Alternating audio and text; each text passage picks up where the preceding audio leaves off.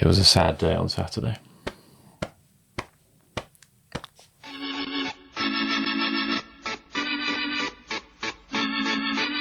Hello and welcome along to the Let's Talk Racing YouTube channel in association with Racing TV, and no Friday Club highlights for you this week, but lots and lots of racing to talk about as well as looking forward to this weekend. We've got Down Royal, the rearranged Down Royal. You excited? Are you going? Very excited. I'm going back home. Still up in the air at the moment whether I'm going to Down Royal on Saturday or Goran or on Saturday, so we're putting that in the air. If you're at one of the two of them, you will see me somewhere. We've got Exeter, Wincanton and Aintree to look at as well. But how have you been all together? All well? Yeah, very good. Glenambo Bridge won yesterday. I'm feeling top of the world at the moment. I'm actually backing a few winners, very unlike me, so I've got to stay hot while I am hot. There we go. Stay hot while you are hot. I was going to say you're hot.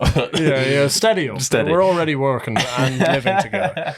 The Cheltenham November meeting is next week. We'll have a preview for you on the Thursday, as well as an LTR Ultra live stream on the Wednesday, hopefully. So if you do want to have access to that, you can subscribe to LTR Ultra. If you have any issues with doing that, please do get us on Twitter or Instagram, and we'll find a way for you to join. Anti-post video will follow that. So not next week, the week after will be episode 1 of our Cheltenham Festival anti-post video. And we'll only do that if this video gets 400 likes. That is the deal. Okay, that's a fair deal, I'd say. You simply have to get it. It's not a massive number. No, 400 likes for the anti-post video, and we will definitely get that one in. And before we start, this is an interesting one. Obviously, you know that I quite like listening to people, what people got to say, the big yards pointing towards Cheltenham. You do enjoy it. There is one horse which is doing the rounds a little bit that I just thought people should be aware of, and that is a horse called Madge Borough. Okay. Trained now by Willie Mullins, won a race in France, Juvenile, owned by JP McManus, and people are kind of saying, or people around the yard are saying, that this could be Willie's Triumph Hurdle horse. Obviously, we're in November. It's very difficult to work that one out. We might not see this horse until Christmas. We might see this horse in a week. We might see this horse never. It's just one of those. Yeah, of course. But he is with Willie Mullins, and all the signs are very positive at home, so he could be one for the Triumph Hurdle. Well, I do like when you start coming out with those sort of things. You came out with Vauban last year, Facile Vega the year before for the Champion Bumper. You're an absolute machine for these unraced yokes. We just try and find them before others, but that doesn't mean that he's going to win the Triumph Hurdle. Just a horse to be on the radar for. I think he's 20-1. I have had a little nibble just in case he is a superstar. It's like Benno all over again. When will you learn about Triumph Hurdle back? At least we know this one is definitely going to go hurdling. Okay, well, that's good sign. Let's fire through the action then. If you do enjoy this video, please hit that like button, subscribe to the channel if you haven't already, and do get your comments down below. We want to hear your thoughts on all of the interesting talking points, as well as your best fancies for the weekend. So send us your nap as well. But the first horse we're going to talk about ran at Stratford on Thursday, and that is a horse that you very much like in Bowens Park. Ran in a 2-mile novices hurdle. I would say going into the contest, we both thought trip and track maybe wouldn't be of suit. No, he looked a bit raw and gawky last year. Looked like he needed to step up in trip, but I was impressed with him as much as you could be. I don't think he beat a whole pile, to be honest, but you know, you're never going to beat a whole pile really in a Stratford maiden hurdle, are you? So he did the job very nicely.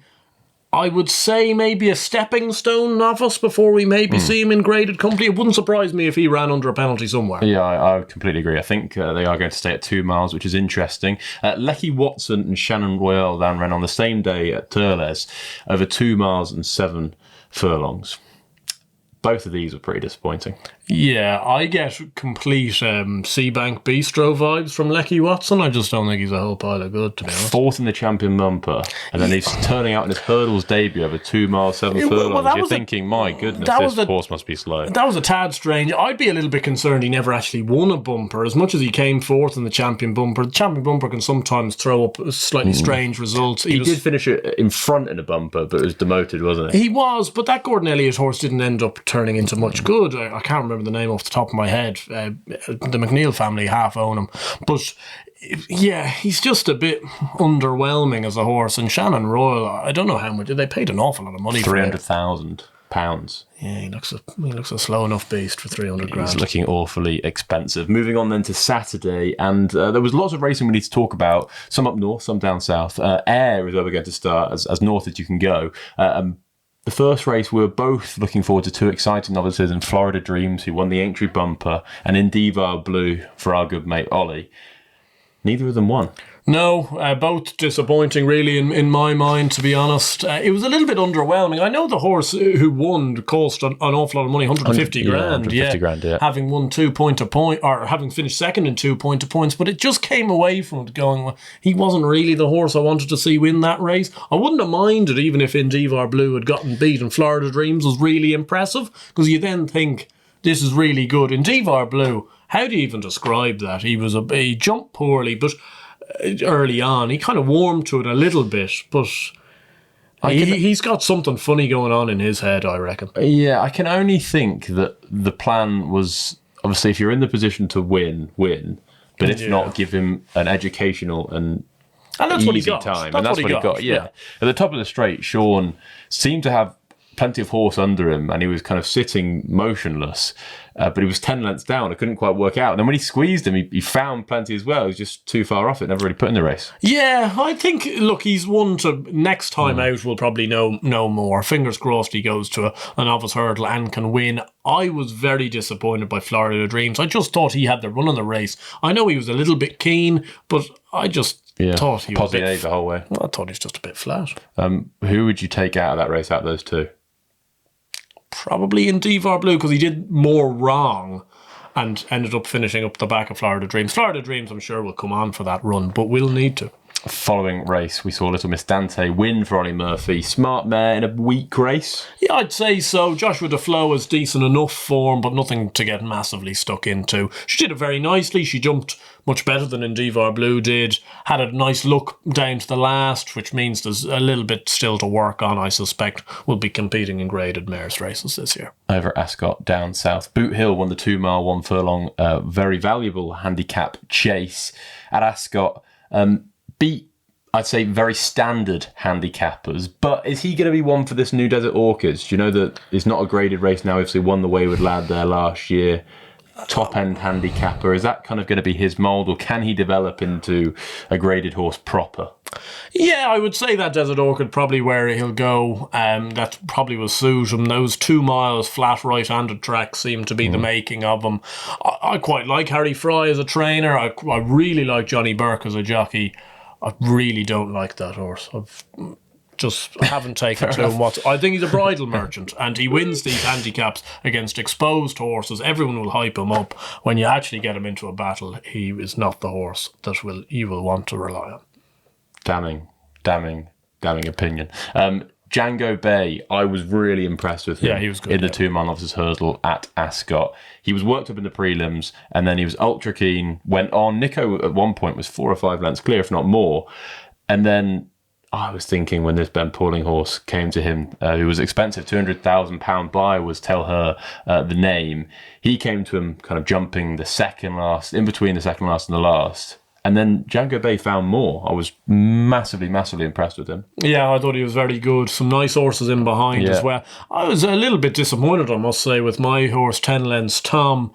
I don't know whether he's got something wrong with him, or he's just the laziest horse on planet Earth. He just doesn't travel whatsoever. Maybe he needs to step up in trip. Was in there as well. Exactly. Yeah. So there's a few nice horses, and they were readily behind. Like, they were quite a bit behind. So I'd say those 2 horses in front are smart. And Nicky's is staying at 2. Interesting. Over at Weatherby, You Wear It Well beat Lucia, who beat Katira back in 3rd. Ground in You Wear It Well's favour? I'd say so, yeah. I would think Lucia might be able to turn those tables over 2 miles on good ground. That being said, You Wear It Well's the type of horse I'd much prefer to own. A tough horse, does it the right way, jumps well in the main. I know made a mess at the last, but she's the one that's going to deliver for you 9 times out of 10. As for Lucia, may have a bit of star quality there. She is a bit in and out, though. It's going to be interesting to see how they place You Wear It Well. Because ultimately the 2 races you're going to go to next is Sandown, the listed race, and Warwick as well. And she'll probably bump into Love Envoy both times. And they're both similar horses. Yes, they are. I'd say she might get Sandown to herself just because Love Envoy's had a little bit of a setback. Okay, right. But I suspect Love Envoy's plan will be to go to Warwick and then straight to the Mare's Hurdle. So I don't know whether they'll keep them apart. As you say, very similar horses in the way they run, in their gameness, and yeah, it wouldn't surprise me. I'm not saying You Wear It Well would win a Mare's Hurdle, but she could run very similar to how Love Envoy run last year, where you're turning in and she just doesn't go away. Like, you want to just kind of get rid of her, and she won't go away. She's just a scrappy mare. Is that like you in a bar on a Saturday night? Yeah, I won't go away. I was talking about the women. Oh, no, probably the other way around, I'm afraid. There was excuses for Katira. They said ground was the excuse. I just thought she was extremely poor. She's not up to those other two, though. No, well, the thing is, she beat You Wear It Well at Aintree in that Grade 1, finishing second behind Irish Point. Did beat You Wear It Well 12 lengths that day, but obviously You Wear It Well had a long season, was coming off winning at the Cheltenham Festival, and the ground was very different. I think the only thing that they can really clutch at straws is maybe a step up in trip and better ground, and you might see a better Katira, but I think she was very disappointed. I don't think she reversed the form with either of those two. The West Yorkshire Hurdle, we'll touch on this very briefly. How truly awful is the staying hurdling division? Well, when Red Risk is coming there on the bridle 2 out, like Red Risk should have won the race. And it's open, but there's no decent horse. Oh, gee whiz, that was a terrible, terrible race. What's happened to Time Hill?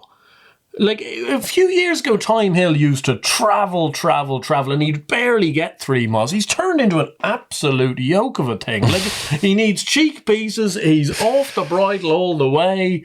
I don't know what's happened to poor old Time Hill. Maybe chasing has kind of soured him a little bit, but I thought he'd end. I came around to the conclusion that I thought he'd win that race.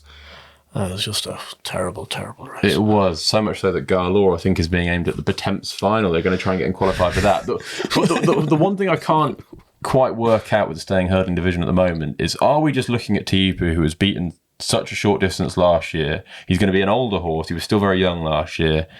Slightly maybe stronger. Is he going to go and win it? Is he going to go and improve? But then again, I look at him and I don't think absolute superstar. But then you look at the race and you go through the first 30, say on Oddschecker and the betting, and either they're not going to run or they're just very, very average handicappers, or horses like Time Hill who are just completely out of form. Yeah, it's open to a springer, really. Tiupu, as you say, is really the winner in theory on paper. I just wouldn't necessarily trust Tiupu as massively. I think he's a very good horse, but wouldn't trust him massively. It wouldn't surprise me at all. I'm waiting for either the likes of a Champ Kiley to come back maybe post-Christmas, or one of these relatively high-profile horses going novice chasing for something to potentially happen, and one of them goes back hurdling, because that's the only way there's a bit of life into this market. It was a sad day on Saturday. Talk me through it. Talk me through it as you watched it, how you were feeling, turning in, how you were feeling, after the last, how you were feeling, and then after the finish line, how you were feeling. I'll talk you through the day. Okay. I'd woken up nice and early. Oh, lovely. I'd made myself some breakfast, nipped down to the shops, croissant, egg, sausage and a sandwich. Treat yourself. It was a real treat. I was ready, had a good morning. United were on the telly. They won. Yeah, that's a surprise. So I was in a great mood. Yeah. Ollie Murphy had a winner at Ayr. Feeling good. But I was sat there watching the racing, having a really nice time. The Charlie Hall comes on. BMG, there I am, just in awe of this horse. Have to be. Jumps every fence immaculately. Oh, everyone. Beautiful. I didn't touch a twig. I've never seen anything like it. 8th wonder of the world stuff. And then he came down to the last, travelling like a dream. And he landed on it, momentum checked, and he got beat. Now, I think, regardless of the mistake at the last, I think he got beat. I think Gentleman's Game, with the help of the run on the side, there was no fitness concern there.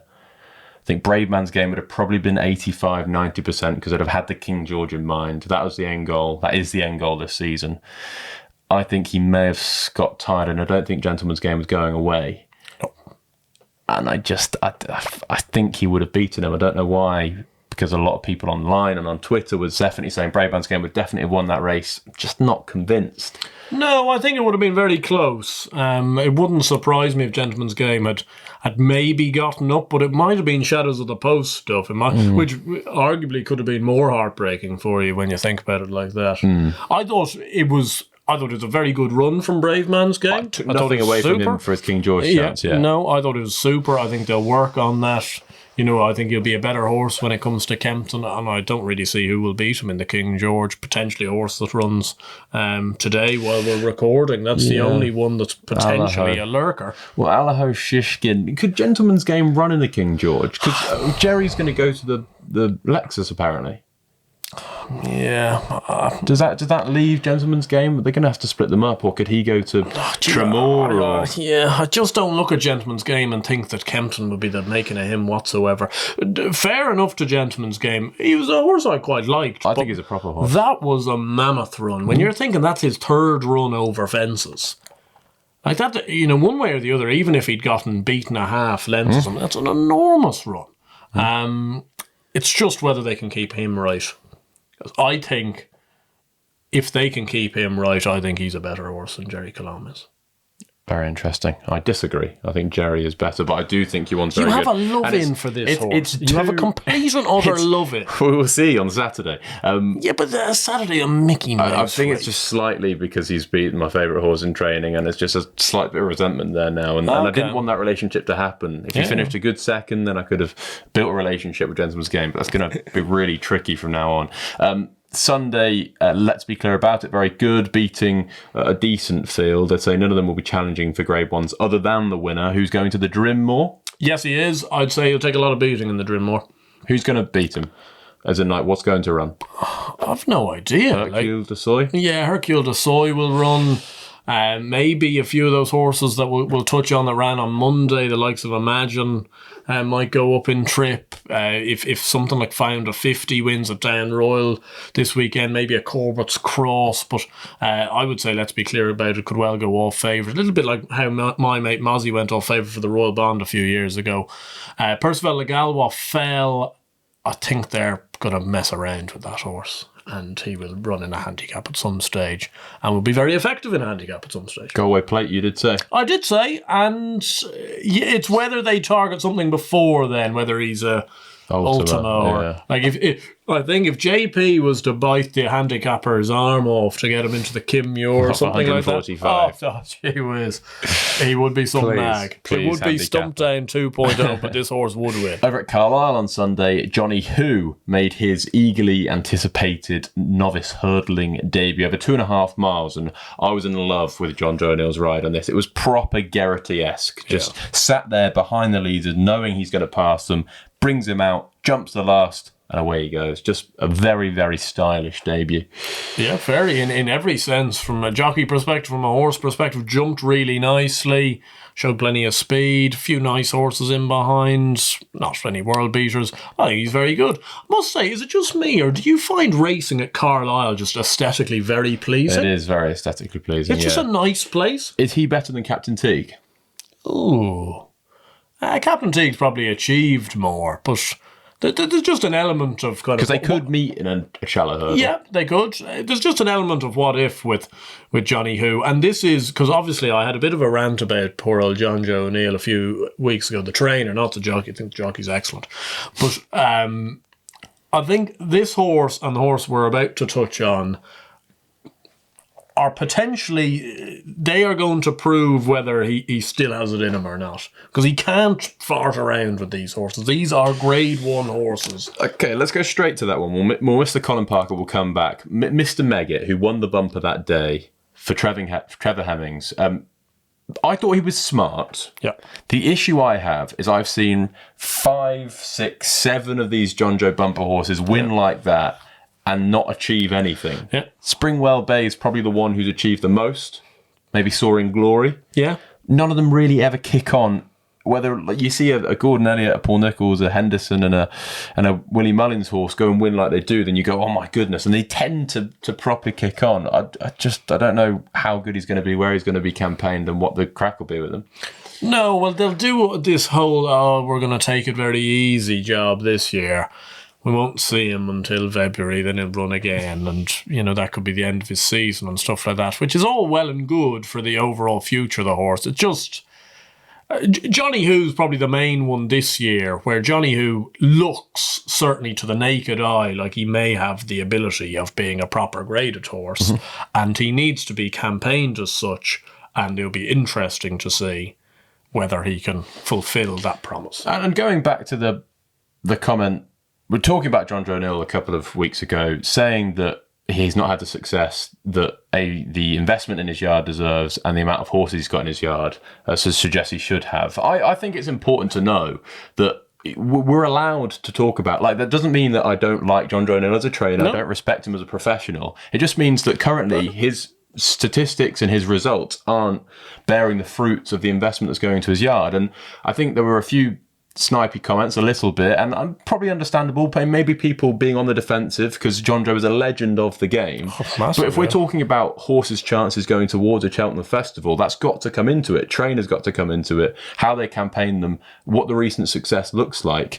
And I think it's very fair. And if we can't sit here and talk about a trainer, whether that be Nicky Henderson or Paul Nicholls, and you can't say that Paul Nicholls made a mistake there, or I can't say that Nicky Henderson maybe should have run the horse there. It's my opinion. It doesn't mean that I know better. It's just a podcast, and that we're talking about racing. And if we can't have opinions, then this is going to be the worst watch in the world. No, well, these guys clearly know 100 times more than me and you do. Like, they know more on their little finger. But other than that, we can sit here and sing Kumbaya by ourselves, holding hands, being nice. Like, there are numbers of trainers in the UK and probably in Ireland that I could list you off that, given the amount of investment in the yard, aren't producing what they perhaps should do, because they're buying horses that are worth 150 grand, 200 grand in point-to-point sales, and they're turning out to be 120 horses. Now, whether that's from a recruitment side of things, they're buying the wrong type of horse, maybe that's the case. Maybe they're getting it wrong at the sales and they're overpaying for poor horses. We've seen that with the Morans, for instance, with Gordon Elliott.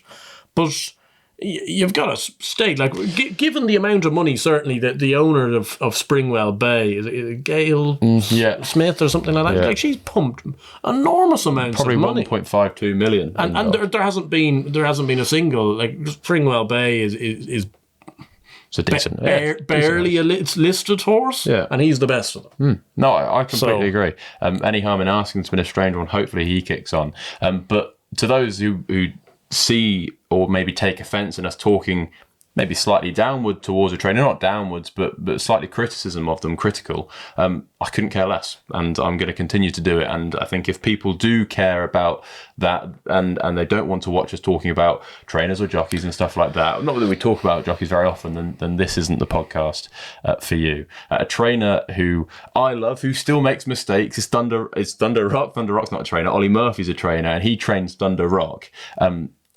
Who won the Colin Park. It was a great day for Ollie Murphy, beat Mile of Mission. Thunder Rock's going to probably go up to 3 miles, maybe go for a Peterborough. Mile of Mission's going to go for the Coral Gold Cup. Were you encouraged by his run? Yeah, I was. I thought Mile of Mission ran very well, actually. I was a little bit, itchy about, given the fall he had in the National Chase. It was a tired fall at after 3 mile, 5 furlongs. That could have taken an awful lot out of a horse. He ran well. Thunder Rock was very good. Good to see, obviously, Ollie with a listed winner in that regard. I think he'd be one of those people that, I think by his own admission, given the amount of money that's being put in the yard, he'd want more graded horses. Fingers crossed this horse can be one of those. I completely agree. Going on to Monday, firing through these now. Imagine one on Chase and Debut beat Sandor Clegane over 2 miles.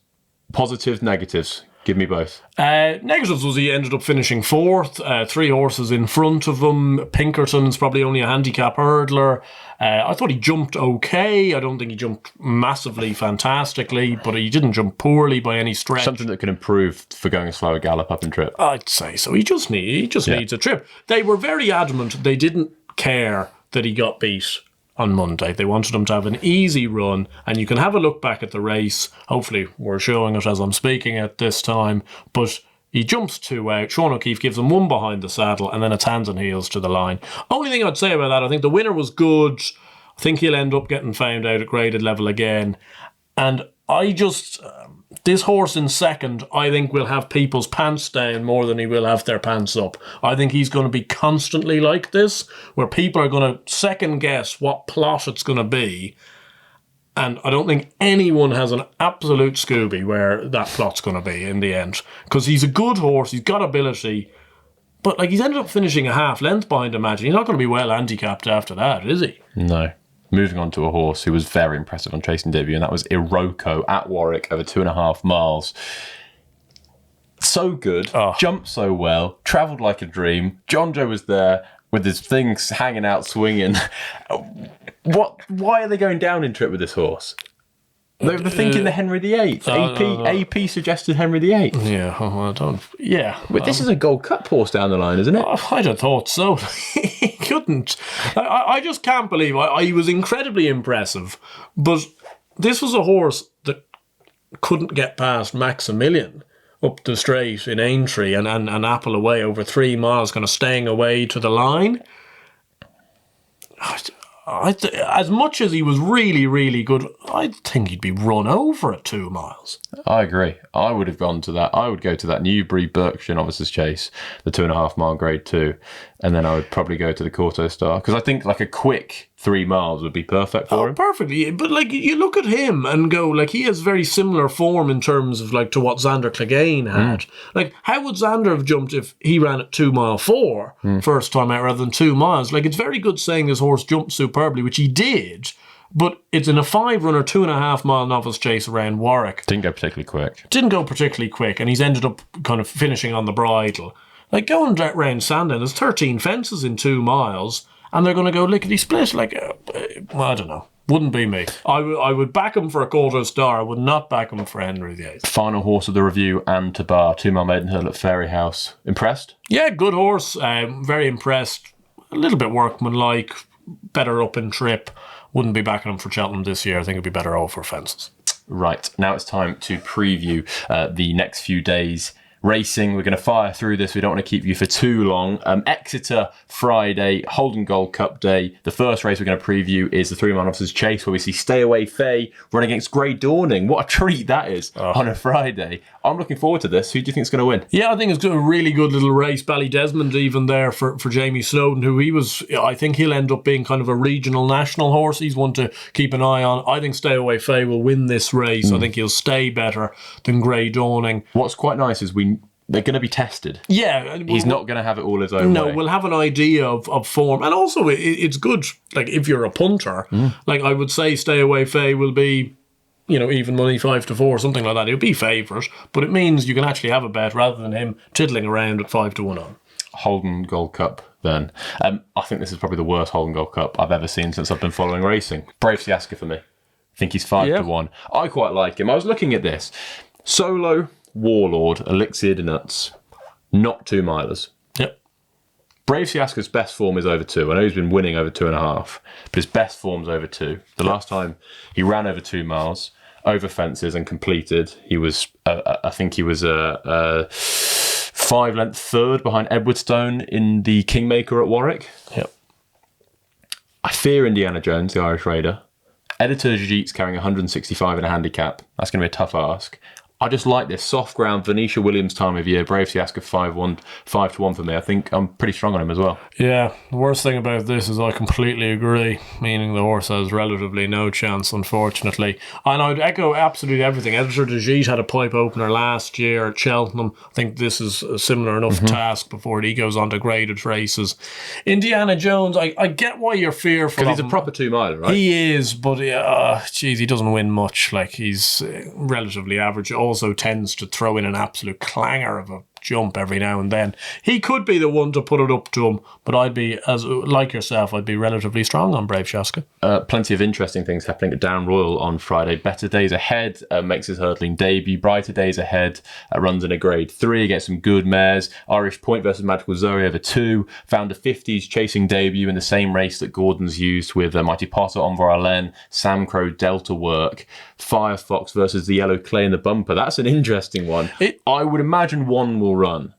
Yeah, and I would say it would be... Because Gordon loves both of them. Yeah, I would say it'd be the Yellow Clay based off jockey bookings. if you're to take it on jockey bookings and the two run against each other, like Finbar Brickley's riding Firefox, pretty young amateur, who's claiming 7.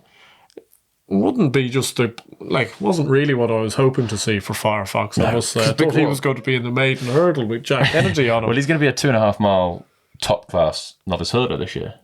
That was the hope. Anyway. I think he's genuinely a Grade 1 2.5 mile novice hurdler, and I think the yard think that. So maybe they're running here just as a. He ran in a maiden hurdle before going back to bumpers last year, so maybe they think he really needs a run to get a bit of freshness out of him, perhaps.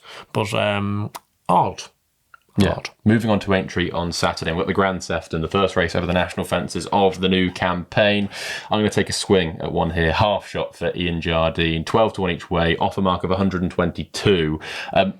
Top form last season. He finished third behind Minella Drama on soft ground, ahead behind Bill Baxter over 2.5 miles, and second behind Elvis Mel over 3 miles and 2 furlongs. All good form. He stays, but he's speedy. The race is pretty weak, I think, for a Grand Sefton. I think the favourite is pretty solid. Yep. The Oliver Greenall horse and Jessica, yeah. I'm just going to take a shot that a half shot could be decent. Yeah, I agree. I think it's worth a chance at something at a price. I actually quite like Manila Trump at 20 to 1. He's off a much bigger weight than that. I think he's off 145. So he's going to have to give an awful lot of weight away to a horse like Half Shot. But when you look at his run in the Grand National, he jumped absolutely superbly and ran tremendously until around the Melling Road and then just didn't get home. This is a lot more his trip. 2.5 to 3 miles is right up his alley. Stays 3 miles well, so 2.5 around Aintree should suit. Down to the ground, he's 20 to 1. I thought that would take us away. Going to Down Royal, the Ladbrokes Champion Chase, Jerry versus Indo versus Envoy Alain. What do we need to see from Jerry? Well, I'm just going to let you go in on your little love in here. You and Jerry need to get a room. Is what I need to see. Perfect ground, 3 miles. If he can't beat Manila Indo and Envoy Alain, he won't be winning a Gold Cup. I know it's very early in the season, but I just think he's got to beat these horses. I think he does, yeah. I think he probably will win in the end. I think Manila Indo will run very well. I think he's in good heart. He'll jump well. He'll make it a test. And I think the good thing about this race is it will give you a layer of form that you can at least piece together. As you say, if he got beat in this against a pretty old Manila Indo and Envoy Alain, who's kind of 50-50 whether he stays 3 miles, he won't be winning any Cheltenham Gold Cup. No, the bumper that day is interesting. Gordon's got lots of entries. I'm doing my research, and I think the order of, I'm not sure who they're going to run, but the order of preference is Jalon Dudery would be number 1. He'd be the best bumper horse they've got entered, and Cletus Poulor would be second. How long today have you spent trying to pronounce that name? Have I got it wrong? Cletus Poulor. I think it's right, based on what you've spelt there, it doesn't look like. Who on earth has come up with that and gone, oh gee, I've had an epiphany. Cletus Poulor. I've got a really good bumper horse. I'm going to call him Cletus Poulor. Wincanton, 2.5 mile Rising Stars. Nappers Hill versus Mai Tai versus JPR1. Is the Nichols Fav going to win? No.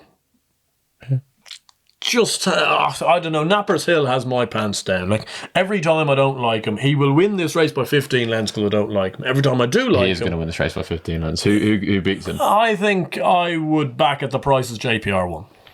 Badger Bears time now. A complete unknown will go straight to Newbury. Won't be running here. I know he's high up in the betting. What's the crack? I was going to have a swing at one that I hope is going to be a double-figure price. A horse called Certainly Red for Lydia Richards and Mark Goldstein. Has won over this course and distance twice. Was running actually a very good race in the Bet365, or the Whipbread, as our friend Christian would always call it. Up until 2 out, made a mistake, ended up finishing 7th, beating around 15 lengths.